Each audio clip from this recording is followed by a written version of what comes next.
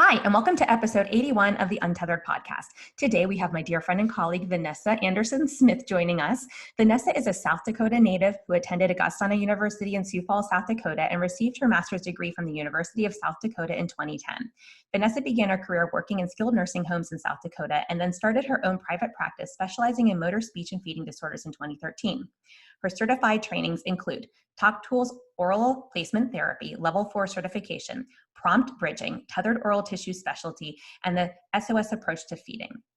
Vanessa has also done specialized training in myofunctional release, apraxia of speech, pediatric dysphagia, and orofacial myofunctional disorders. In addition to these trainings, Vanessa is a certified orofacial myologist through the International Association of Orofacial Myology. She is a TOTs instructor and serves on the board of directors for Wonderfully Made, a Down syndrome family support organization, the Huntington's Disease Society of America South Dakota chapter, and the South Dakota Speech Language and Hearing Association. Quick disclaimer, all information, content, and material of this podcast are the opinions of the speakers and is for the informational purpose only and not intended to serve as a substitute for the consultation, diagnosis, and/or medical treatment of a qualified healthcare provider. Welcome to the Untethered podcast. I am your host, Hallie Balkin. I'm a certified orofacial myologist, feeding specialist, and mentor. This podcast is all about getting your questions answered and collaborating with colleagues to bring you the most up-to-date information in the orofacial myofunctional therapy, tethered oral tissue, and airway space. I challenge you to keep an open mind and join my mission to get this information out to the masses. Let's get started. Vanessa, thank you so much for joining me today. I'm so excited to have you, a dear friend and colleague, on the podcast. Welcome, welcome. Thank you so much for having me. I'm really excited about this.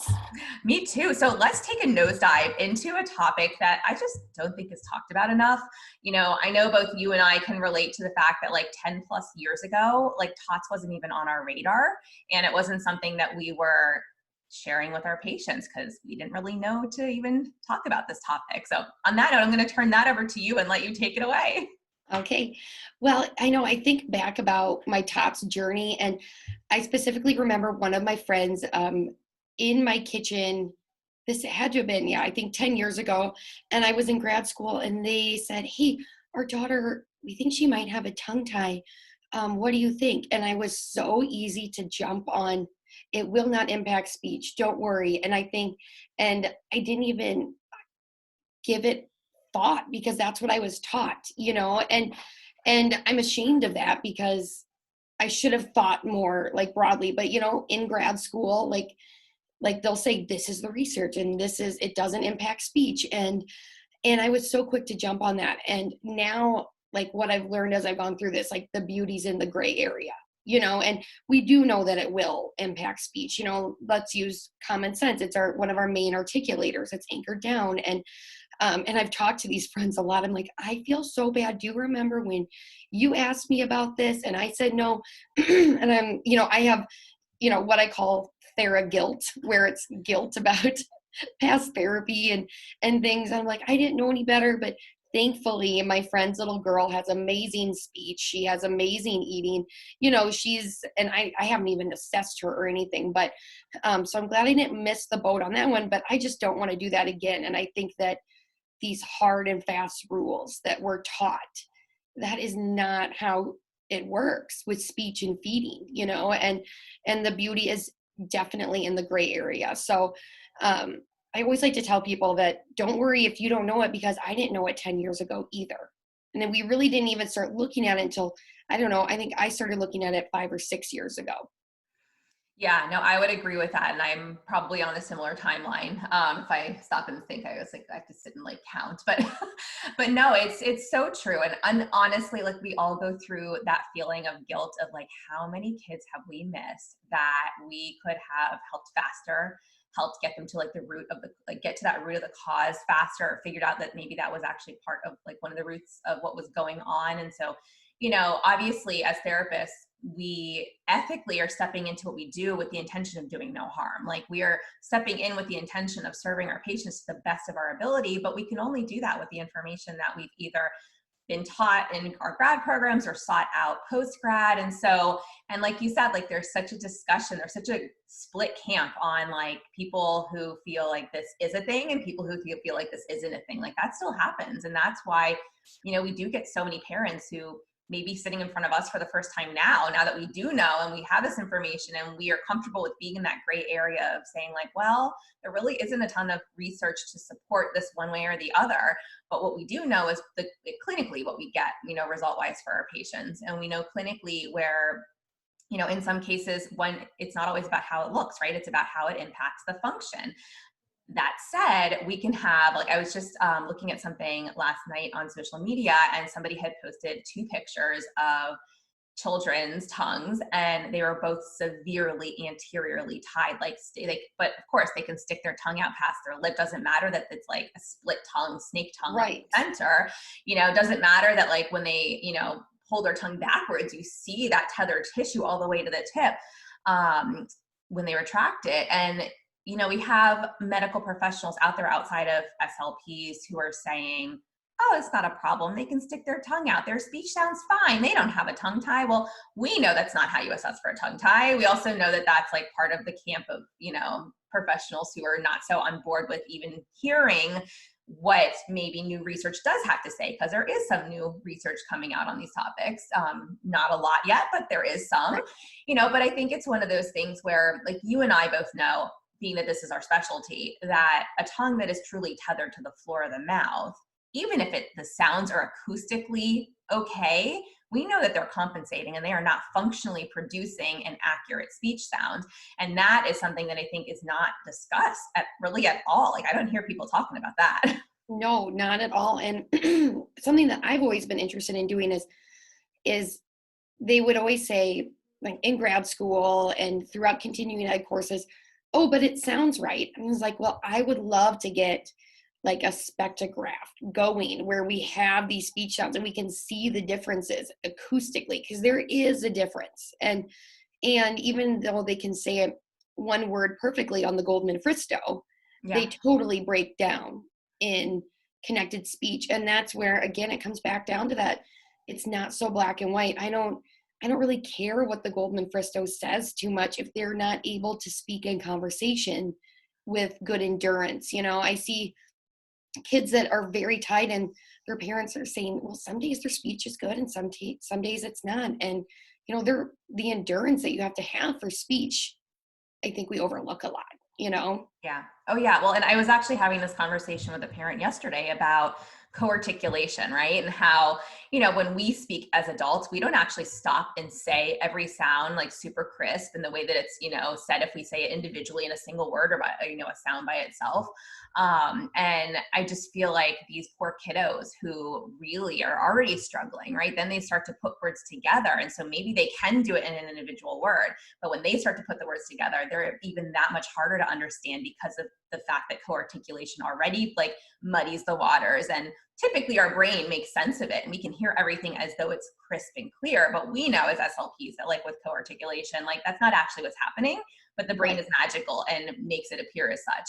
And so now let's throw these poor kids who like can't have these, you know, I always see that pattern of, you know, okay, we've got like 2-3 word phrases down pretty good. Like we can understand them in 2-3 word phrases. And then they go to 4 and 5 word phrases or sentences. And you're like, oh boy, like everything just started. It's like the longer the utterance, the harder they become to understand, which it doesn't seem like that hard of a concept to really grasp onto. But for some reason, people are not paying attention to this and they're not even looking in the mouth when this is happening, which drives me up a wall. I know. And it's, you know, I'm like, they're fighting that restriction all the time. And I would get tired too, you know, especially if you're just having a day. We all have our off days where certain things are harder. And if you have to focus so much on speech and so much on like fighting that restriction, then there are going to be days where they're not going to be speaking as well, you know? And again, it's not so clear cut when you look at it that way versus running through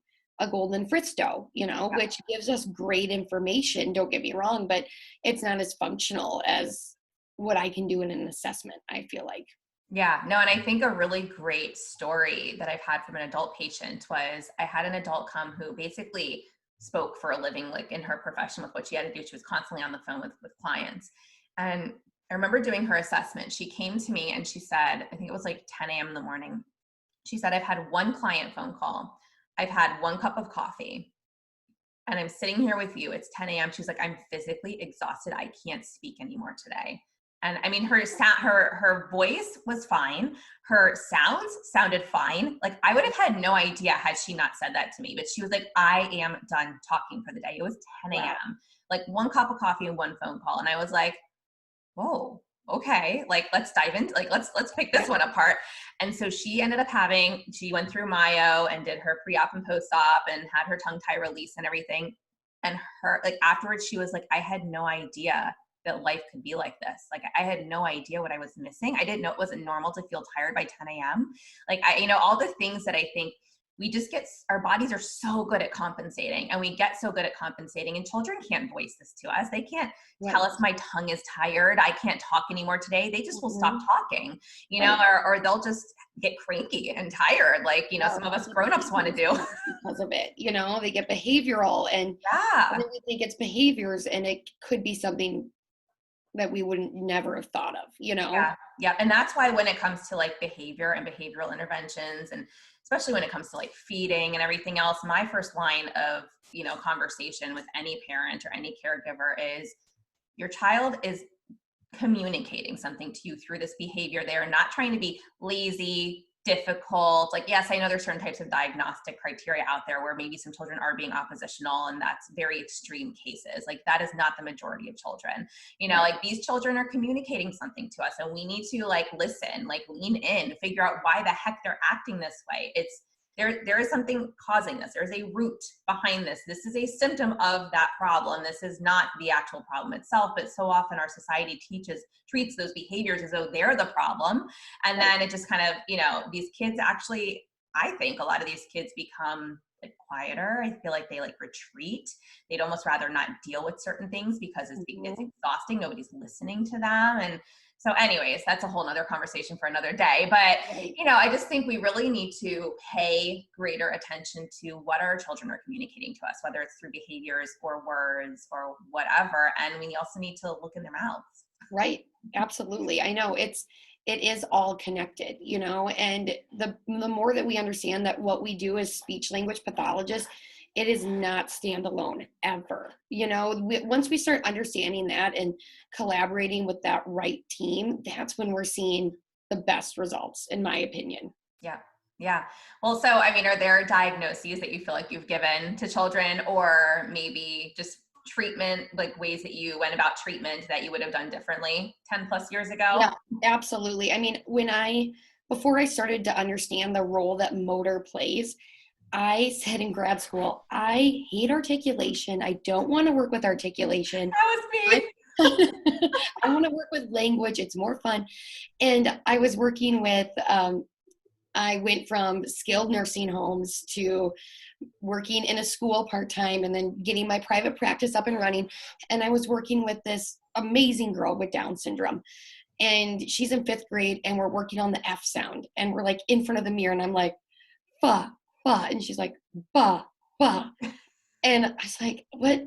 I don't know what more to do. And then I got more training in oral motor. And I was like, now, like it was the missing link. This is what I wanted to do. And it started to make sense. And then as I went through, that oral motor journey, it's kind of like, my first talk tools course, I always say it was my gateway drug into oral motor.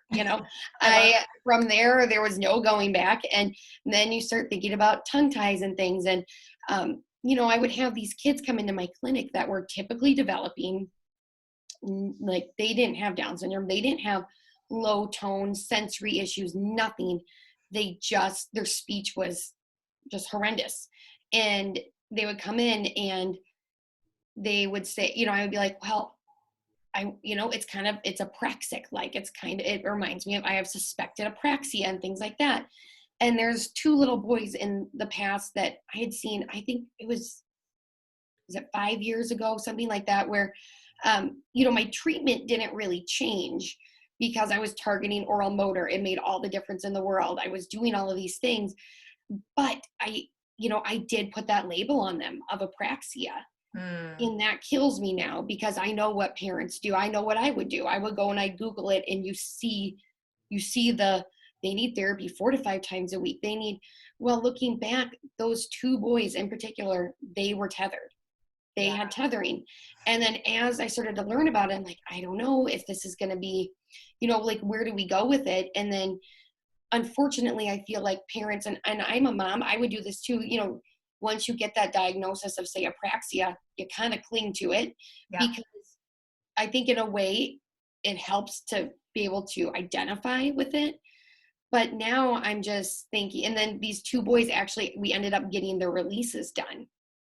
And one of them, it made night and day difference. And the other, it helped with some things. It didn't help with everything, but that's where we go back to, we don't know exactly how much it can help, and, really leaving it up to the parents. But it's always something that I want to leave no stone like uncovered with these kids now. But, and I had that one mom was saying, okay, well, they have apraxia, so they're going to have it for life. Is he going to regress? And now I'm just thinking, oh my gosh, I don't know if he ever did have apraxia, Mm-hmm.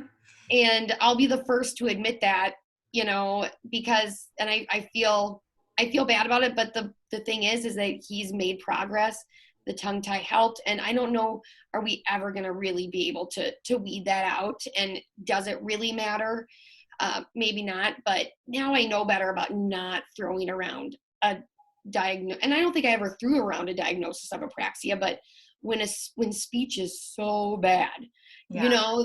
it's that whole other level. It's not a kid that can't say their R's. It is a whole other level of, like, the unintelligibility, that we have to think about. So yeah, I I agree definitely with that. learned from that, Yeah, no, I definitely agree with that. I think that there is just in general an overdiagnosis of apraxia. I feel like there's a lot of people who put suspected apraxia or childhood apraxia of speech just on a child who's 3 and not talking yet, and their speech is very disorganized. And, I see that a lot, at least in my area. Because sometimes I get these kids and I'm like, they don't have apraxia. Like, has anybody looked in this kid's mouth? And then all of a sudden, it's not always, like you said, it's not always a magical fix, but we do some therapy. We work through, what's going on. We do pre-op, we get them ready for it. Maybe we do some myo if they're like an older kiddo, or we do some like modified, myo to work on the similar goals in the younger kids. And yeah, I mean, I've seen some of these kids go through tongue tie releases and literally start talking. Like, they weren't talking at all. And then they start talking like within a month following the release. Like, okay, was it going to happen anyways? Who knows? Maybe it's not the tongue tie release, but who cares? They appeared to be tongue tie. It was impairing function. We were going to do this anyway. So if that mean, if it was that or not that, bottom line is they started talking that kid started talking 4 weeks later. And I was actually one particular case, I was highly suspect of. I was like, I don't think releasing this tongue tie is going to do a thing for this kiddo. Like, he seemed pretty typically developing and like every other way, but would not make a peep, wouldn't let us near his mouth. Like, we couldn't do proper pre-op. So I was like, not ready. Like, we are not going to throw this kid into a release and suture him just because that's going to that's what the parent wants to do. And this is not like a single case. Like, this has happened, in the past more than once, where like I just didn't feel the kid was ready and the parent went ahead and did it anyways. And anywho, because there are providers in the area who will do it without like that team sign off. Right. And in some cases it has still benefited the child. In other cases it has done absolutely nothing. So I think there's also this whole like other side of the discussion of, well, my kid had a tongue tie release and it did nothing. Like, it didn't help, or it made things worse. Well, what happened surrounding that release? Did the providers tell you the child was ready? Like, were they prepared? Did you go through that pre-op therapy? And did you do proper post-op? And did you do the follow-up behavioral types of therapies? And when I say behavioral, I mean like either speech or myo or feeding. Like, did you do those therapies that needed to be done with the proper, like an SLP or whoever's working with your child? Or did you just send your child in for a release, do absolutely nothing before or after? Or maybe, like, sometimes we get parents who call and they say, well, we just want to do a couple sessions before and a couple sessions after the release. And I'm like, that is not how this works.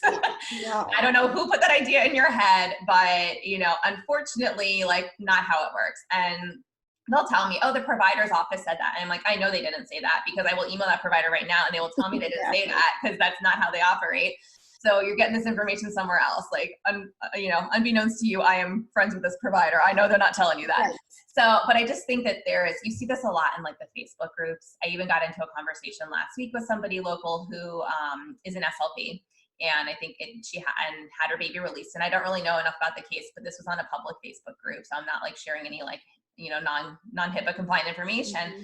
But basically said the symptoms got worse after. And I was like, well, what was the like pre-op and post-op care like? Have you had a feeding assessment done? Are you doing any feeding therapy? Totally uninterested in having this conversation. Didn't want to say yes or no. Just went back to saying, well, I have friends that specialize in this. And I was like, okay. But, I think it's a dangerous topic to be attaching a profession to say like, I'm an SLP and I did this for my child, but then not doing the proper pre-op and post-op and feeding therapy, or even having an assessment to get a baseline before you do all these things. Right. It's just, we need to be doing that. And so until every single person can honestly say like, I have had that initial assessment, I have done the pre-op, I have done the procedure, I've done the post-op, and then we went on with, whatever therapy was needed after that to rehab or rehabilitate for the first time the tongue and the oral motor structures, for a proper swallow and correct oral rest posture and whatever the case may be. Like, you have no business saying this didn't work. That's my soapbox for today. Well, and it once again, it goes like, it's never a standalone thing. It's not a standalone thing to get a release. It's not a standalone thing. If there's suspected ties going on and seeing a speech therapist, when in doubt, I'll always say, I'm going to send you to one of my release providers just to get a consult, because they're the ones that they're going to tell you for sure if it needs to be done or not. But I always say, I'm like, don't run out tomorrow and do it, please, because if you've come this far to only come this far, like, let's really set them up for success, and even I had my tongue tie release. I was not educated in it. I really truly didn't know better, and so I was like, I want to get this done. And well, what would I do before and what would I do after? And, I still got some great results from it, but looking back, I'm like, oh, I would have done this differently. And then my employee wanted to get released, and she did the full like myo before, myo after, and she did things differently than what I did. It was a laser release, but then the dentist stitched her, and she was like, and I'm so glad that she did, because she's like, in an adult, like, it was great, because she was waking up in the night trying to do stretches, and it was painful. And she goes, it's just so neat to see these perspectives of, I didn't do it the right way. Mm-hmm. So now I learned. And then my employee did do it the right way. And then she also went a little outside the box. You don't hear of many providers doing lasers and stitching. Mm-hmm. Well, that's really cool. And she loved it. These kids can't tell us that, and it's just all these experiences just layering and layering. And that's how we're going to learn about it, because there's so much we don't know still. Yeah, no, and I think that's a great point. So when I did my tongue tie release, that was like after I took Autumn's course, and I definitely understood that I needed to do my pre-op, and I knew I needed to do active wound care. I knew that active wound care was separate from my post-op stretches. Like, those are two separate things, but when I say stretches, it was more like the myo-based stuff, right? But back then I was calling it stretches. Yep. Whereas now I'm very clear to say there's active wound care, and then there's your post-op therapy. And those are two separate things, because I think patients just hear stretches and they just assume stretches is like all encompassing. And I think that's just the wrong term to be using. Like, yes, we might be stretching things to help it heal a certain way when you're going in and you're elevating the tongue and doing a certain type of lift or something. But I don't call it that. I will like attach like this is active wound care and this is therapy.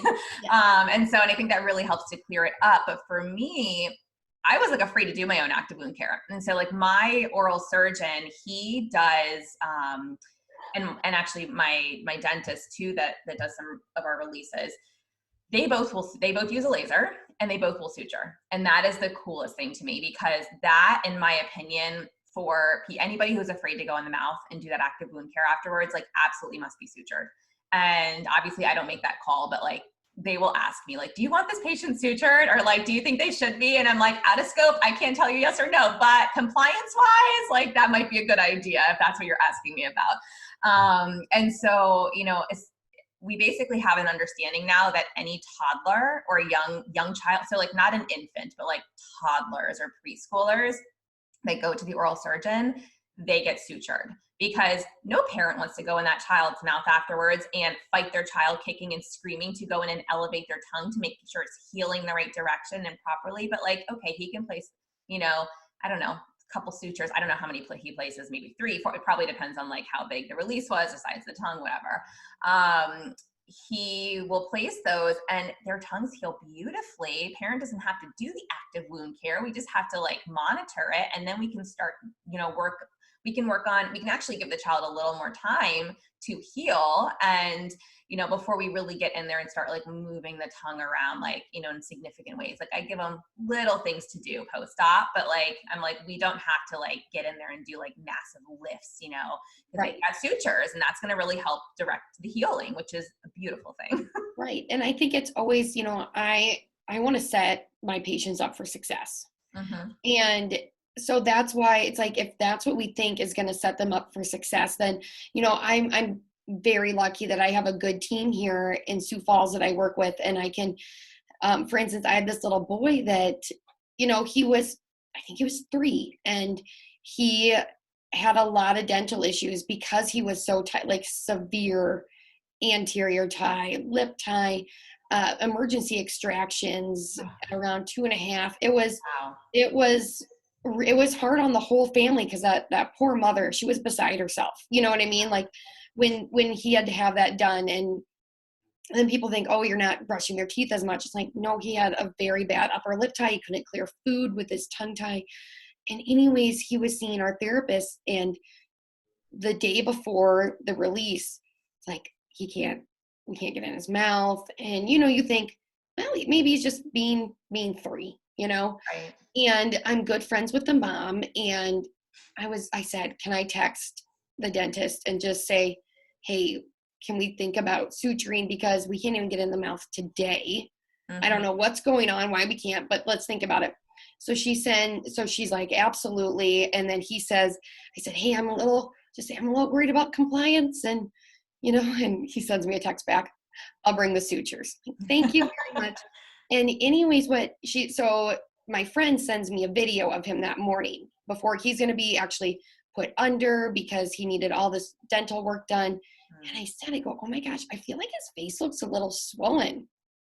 And she said, oh, really? I don't know. And he came out, and he had a lot of cavities and had to have essentially a baby root canal done. Oh my God. And so no wonder he didn't want us in his mouth. And thank God it got sutured, because we were not going to get in after all of that dental work. And, that's just what, and his dentition has been perfect since his release. There hasn't been any more cavities or anything. And it wasn't that, oral hygiene wasn't taken care of. It was that. And I think that with a kid like that at that age, that can be a make it or break it, and I'm just glad I feel like we set him up for success by really having great open conversations between speech therapists, mom, me. I wasn't even treating him. It was my employees, the dentist. Like, it's great having that open communication, and it really worked out the best way it could have for him. But imagine not having done the release for that child, like where would he be today? How many more teeth would he have to have extracted? We'd probably be talking about like implants in a young child, which is horrible. Their mouth is still growing. I don't even know if they do implants, but to have to do a root canal, that's a baby root canal. Like, that's just, this is the stuff that drives me crazy, because people go, oh, well, it's genetics. Well, no, it's obviously not genetics. If you guys were able to do this procedure and he hasn't had any more dental issues since, that just speaks volumes. So, I think that people don't realize that, yes, maybe the speech sounds okay, even though you and I both know they're compensating and it's not actually okay. Maybe they don't seem to have feeding issues in the parents' eyes until they sit in front of us and we're like, whoa, baby, like there's definitely some stuff going on here. Yeah. But think about dentition. Like that's definitely one that also doesn't get talked about enough. Like I know you and I know it, but I feel like people really focus on, at least in the myo world, they focus mostly on like speech and feeding and like, is it messy? Are there TMJ issues? Do we have allergies? Do we have this? But like no one's saying like, do you have cavities? Right. Do you have like a hard time clearing your, getting your tongue into your gum area to like clear food? Like, can you, like, I know we all look at that when we do our own assessments, but like, it's just not a conversation that's really being had in the social media world. No one's really going, hey, they can't actually, lateralize their tongue to clear the extra, food particles, or, they can't even, I know with my daughter, she's got an upper lip tie, and a lot of people say, well, they're going to fall on their face and tear it. Well, she did bump her mouth last month on our kitchen counter and tore part of her lip tie. Well, it healed back together the same way that it was before. But I've also seen in patients where like some kids face plant and they do tear their lip tie, but then they've got this like bizarre tissue that's like healed in a very strange way. Like, yeah, it's like a flap. Like that can't be helpful either. So, and then it's not, but she's always complained that it hurts. Like when my husband brushes her teeth, because he just goes in and brushes. And I go in and I know it's there. So I avoid it and try to brush around it and try to make sure everything is clean. But, parents aren't doing that. Nobody's saying, hey, if your kid has a lip tie, like try and brush around it, but also make sure that nothing's getting stuck up there. Like it's just not a conversation we're having. The whole, well, they're going to fall and probably bump it and release it. It's like, well, that's not an ideal release by any means. That's also not an ethical thing that we should, like, hey, do no harm. Like pediatricians and other providers should not be saying your child's probably going to fall on their face and, tear it themselves. Like, I'm sorry, that is not an optimal treatment method. No, it's not, like there's better ways to go about it. If it's, if we're just waiting for the day that a kid face plants it. And by the way, that is so bloody when that happens. Oh yeah. It's that alone can be traumatizing to children, like let's do this in a little more thoughtful way, please. Well, that and the fact that anytime I've seen a child do that, we then also, sometimes they hit their teeth, and then the dentist is monitoring those upper central incisors to make sure they don't lose them. So if we have kids who are face putting that often, maybe we should be sending them to the OT. Maybe we should be like, into why this is happening. It's not an optimal treatment method by any stretch of the imagination. No. So do you do a lot of, like, do you work with a lot of toddlers? I think you do like a lot of like early intervention age, toddler age. That's by far my favorite to work with. I'm so lucky that in my clinic, we've got a really, we have enough staff to where, and each staff wants to specialize in something. So one of my SLPs, she just got her CLC and she loves working with breastfeeding moms. And my other SLP, she went to a course and she loves adult myo, and she loves working with, like the preteens, the teenagers getting expansions. Mm-hmm. What I love to do is I love the early intervention, working with toddlers and feeding therapy. I love that. And it is a big challenge working with releases with these kids, but it can totally be done. And we've seen it be done a lot of times. And, when kids come to us and they're choking or they only want to have soft food, and I have them open their mouths and like, I'm pretty sure 90% of it's right there as to what's happening. And because, these are kids that are typically developing. They don't have other sensory motor issues. They don't have syndromes. They don't have autism. So why are they not eating? And let's get in. And then of course I'm like, their speech doesn't sound great either. So thankfully, 2 birds, 1 stone.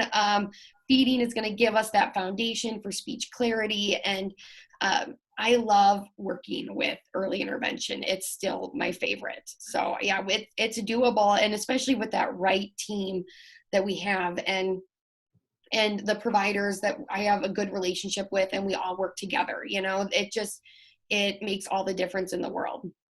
Yeah, no, and that's such a good point. It's basically having that team approach, and, also it can be done, right? I mean, I think that so I hear this so often where providers are like, well, they can't do traditional myo, so let's wait till they're like 4 or 5.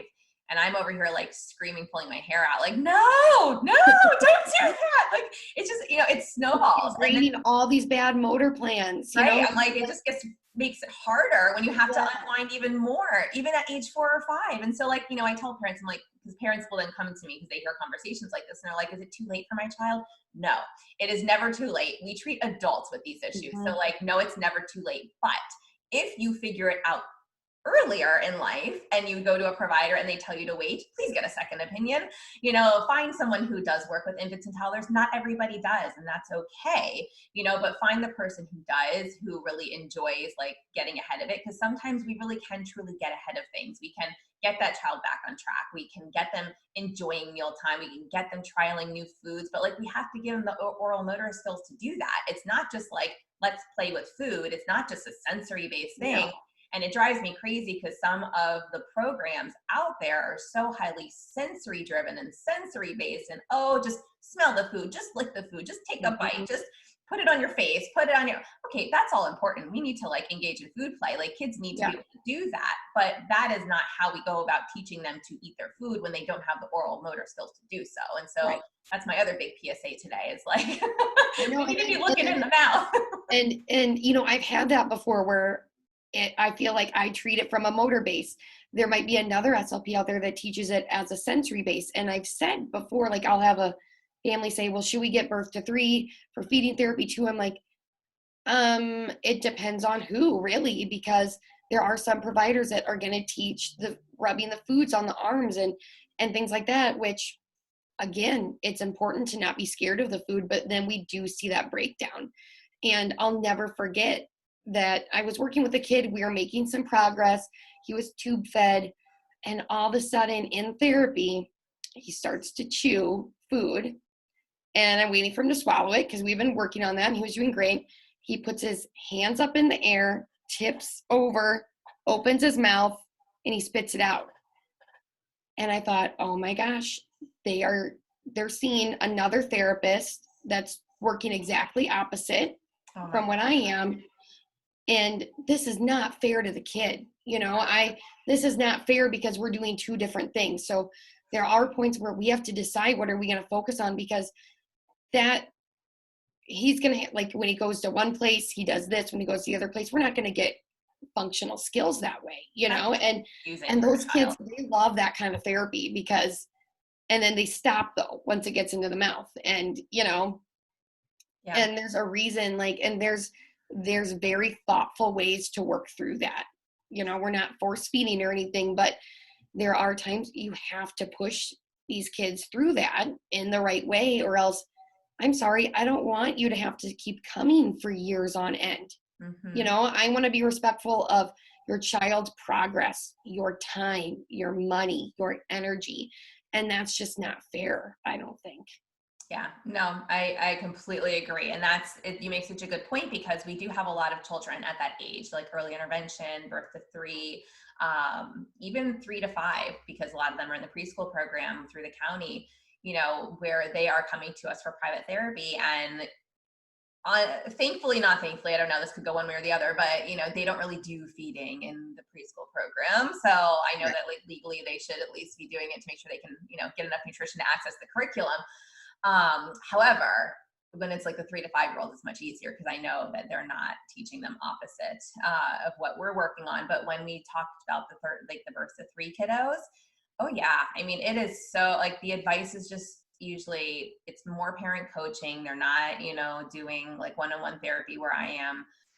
Well, they're doing one-on-one, but it's parent coaching model. It's not a direct treatment model. And so, it's also, I think a lot of things get lost in translation. Like they're not able to demonstrate things for the parents because that's against the rules. They're not allowed to, they basically just tell the parent what to do, which can work if you're using a approach that, maybe you model on yourself, and then, the parent then does it on themselves, and then they carry it over to the child. There are ways we can go about this, but I feel like the actual approach behind it's not actually the parent coaching. It's more so like the approach they're using in general is completely opposite of what we work on in our private therapy. And it's just, I'm all about the support, especially because it's free where we are.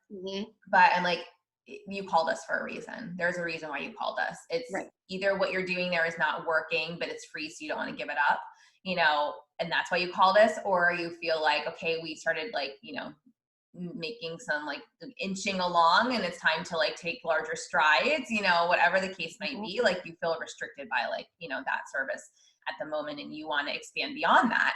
And that's not to say that EI isn't great, because I know there are some areas in the country where EI looks very different than what it is where I am. Like where I am, it can only be parent coaching. It is not direct therapy. It is a lot of the therapists, even if they're trained in what I do and what you do, they can't do that therapy in EI. Like they just can't. It's not allowed. They're told they basically need to take more of like a sensory approach or more of a behavioral approach, not a motor approach. And so, I know that we have a lot of therapists where their hands are tied, but in some sense, don't work on that then. Exactly. And that's the exact reason that my clinic stopped working with early intervention through the state of South Dakota, because I don't think it's ethical to do a parent coaching model. And then they were pushing us to bill insurance too. And that's not direct treatment. And how do we, and also the kids that come to see us are the kids that have a lot of needs and they need direct therapy.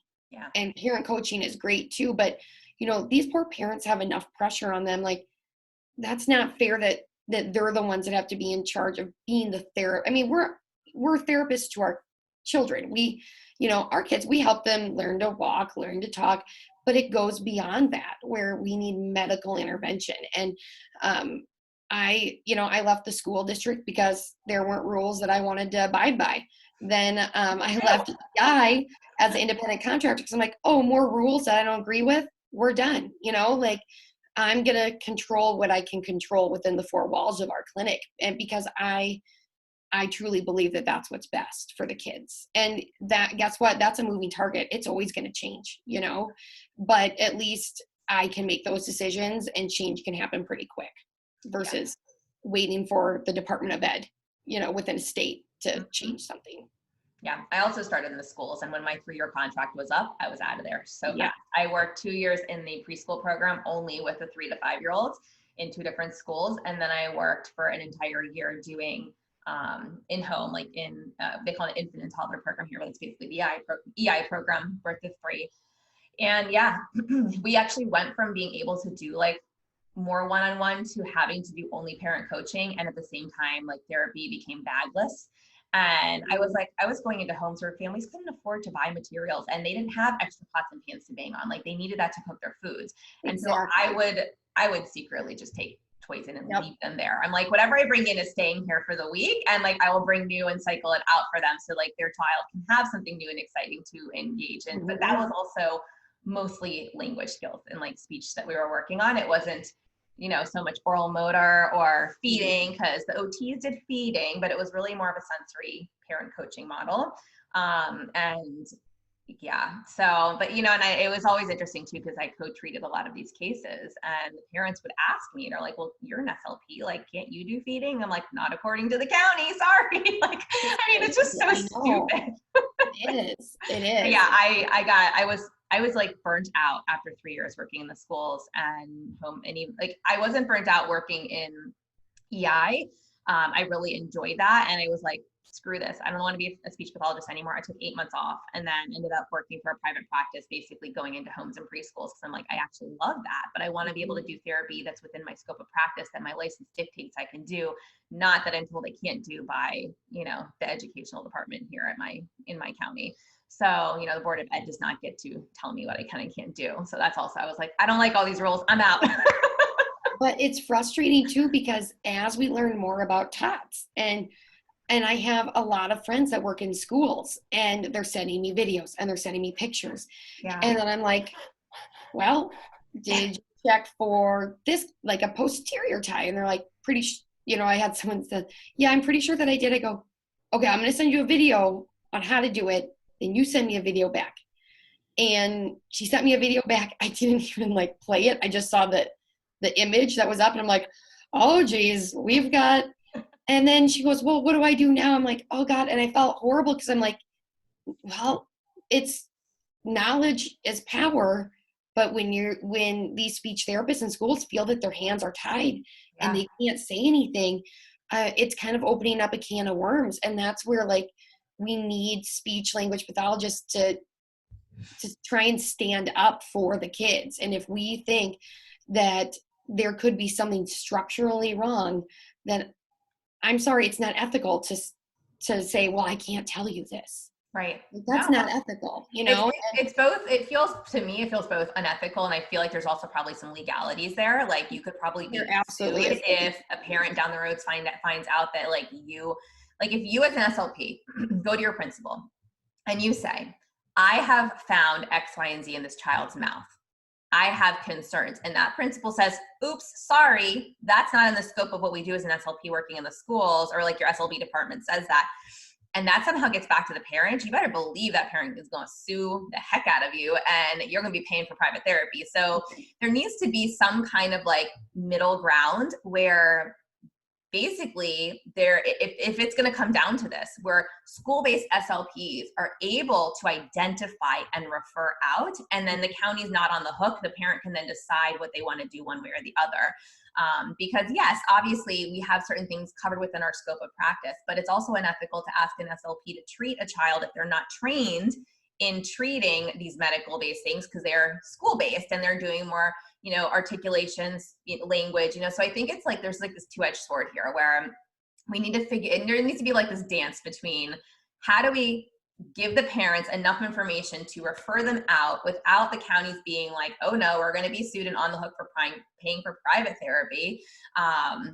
Because also school SLPs are already, they're slammed. They have all the language-based stuff to do. And obviously they're treating our TIC too, but they shouldn't have to take on all these cases or have to get trained in something new if that's not their specialty, right? They specialize in maybe something else, but they can still, within their scope of practice, understand and learn how to identify issues to then help these children, help direct children to the proper therapist outside of the school system. But schools are like, they just don't want to have any part in this. Right. And I have a friend that works in a school system, and she's amazing. And she will, like what she told me, and she went to Autumn's course and she loved it. She went with my clinic, and she said, how I view it is I am like a general physician, like general practice physician.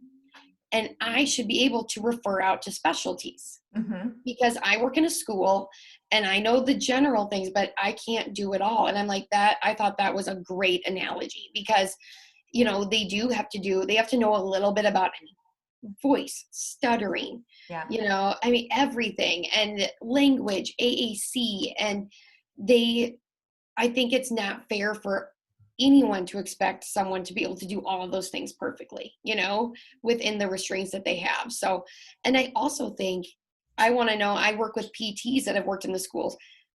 If a PT thinks that there's a medical issue going on, the PT is going to refer, in my experience. They're just going to say, you need to go do this.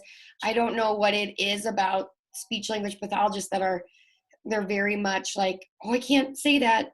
But if you think a child has a cleft lip or palate or like a submucosal cleft, you have to refer that out. Yes. Yet with tongue ties, I don't know how it's any different. It's a structural issue that we cannot fix.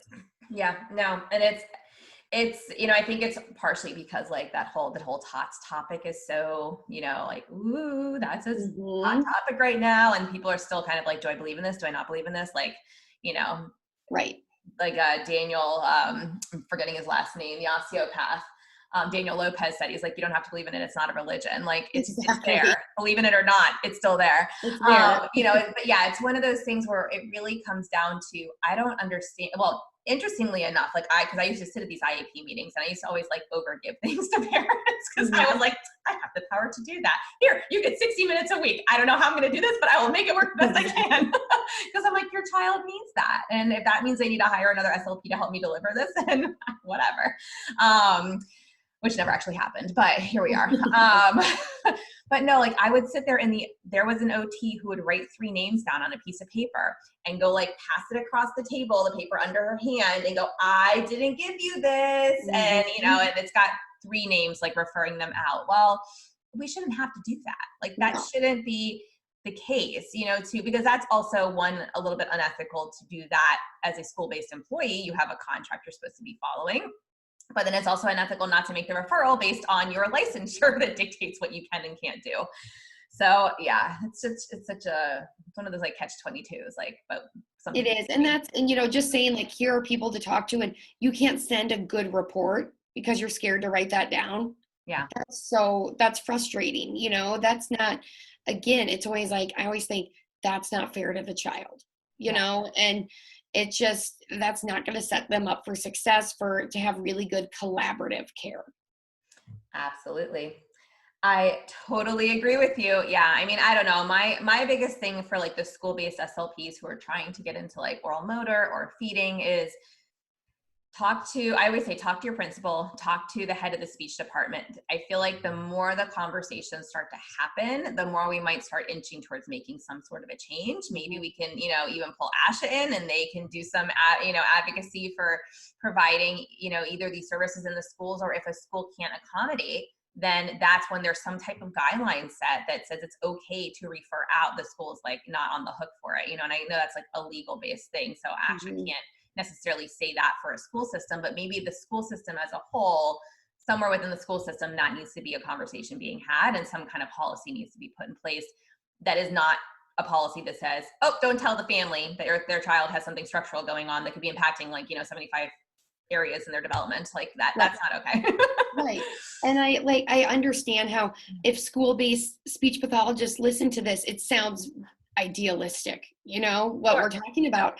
It totally does. But also that's when I have friends in the area that are saying, oh my gosh, this is driving me crazy. I'm like, I know. And if you don't think you can change it, come work for me, because we can, we're helping a ton of kids with it. And, it's hard. It's one of those things where, the only way that we're going to get some traction is if we have to it's a conversation that has to be made over and over and over again, and in a very respectful, and you can advocate for your patients very respectfully with administrators.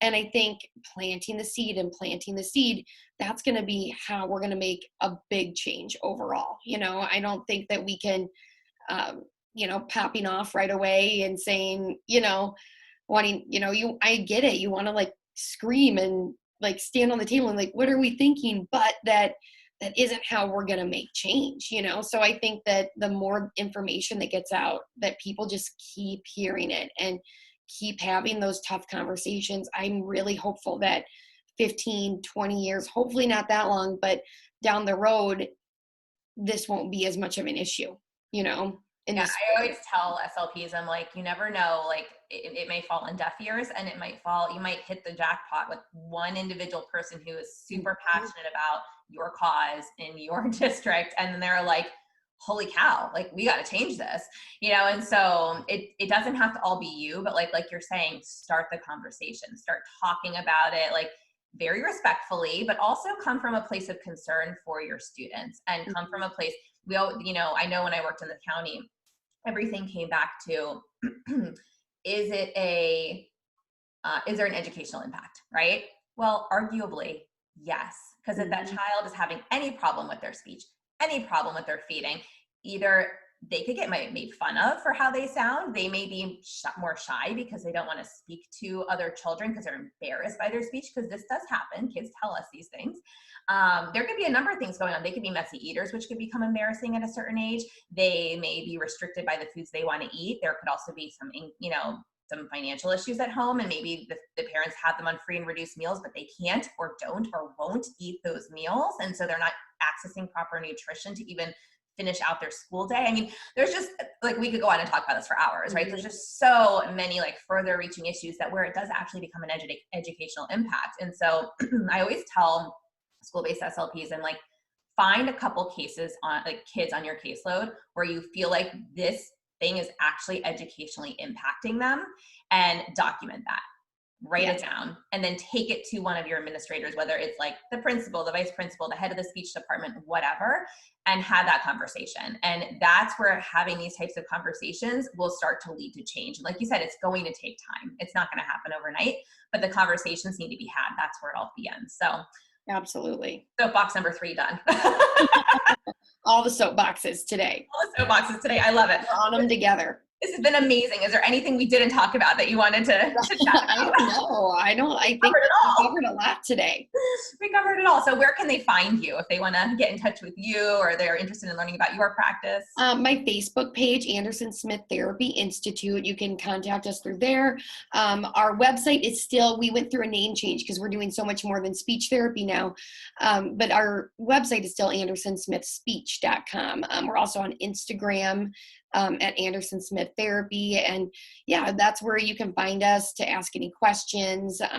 And, it's just a journey that we're all going to keep going through together. And 3 years from now, we'll probably listen to this and think about everything that we changed, and what we've been doing but that's the beauty of it. So that's why I love it. It's always changing. Can't wait. Well, thank you so much for joining me today. Thank you for having me.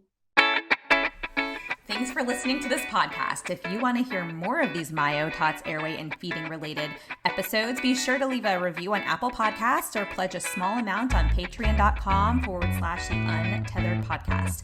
If you found value, others in this space will too. So be sure to share this episode on your social media platforms and join us over on Facebook, on my Facebook page at Hallie Bulkin Biz, on Instagram at Hallie Bulkin, and you can head over to theuntetheredpodcast.com to grab a copy of the show notes, where you can also subscribe to be kept up to date on the latest podcast episodes.